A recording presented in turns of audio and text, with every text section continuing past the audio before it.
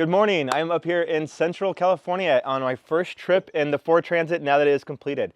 I am cruising up the California coast, getting a feel for the Transit, and so far it's going so good. The Transit suspension did so good. I mean, we didn't do any crazy off-roading or anything, but I did get some pretty heavy crosswinds, and I never once really felt like I was getting a gnarly body roll or anything like that. I felt okay driving this thing through a crosswind. It felt great. The extra weight that we put in here also didn't affect anything. It feels just like it did before we did the build out. Thank you, Transit Off-Road. Your suspension works very well. I can't recommend it enough.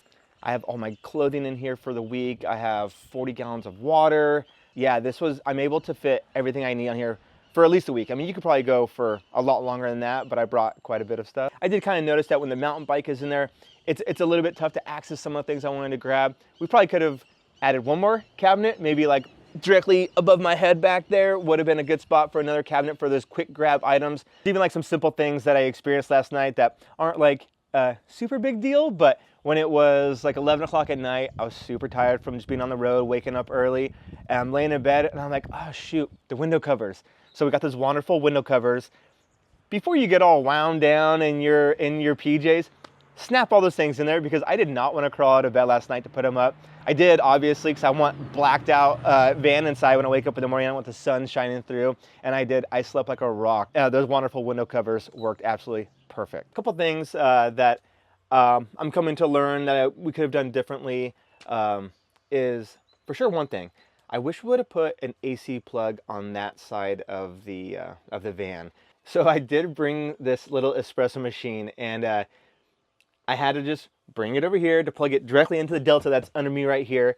And the Delta handled it no problem. It did suck like 1300 watts upon power up, but it quickly dropped down, and the Delta has like, let's see, one day, one night on the road, everything running, refrigerator full time. We're still like at 85% in the Delta. So that thing's crushing it. So I'm stoked we went that way. But next time, or maybe we'll scab one in, a 110 plug on that side by the galley somewhere would be really, really nice.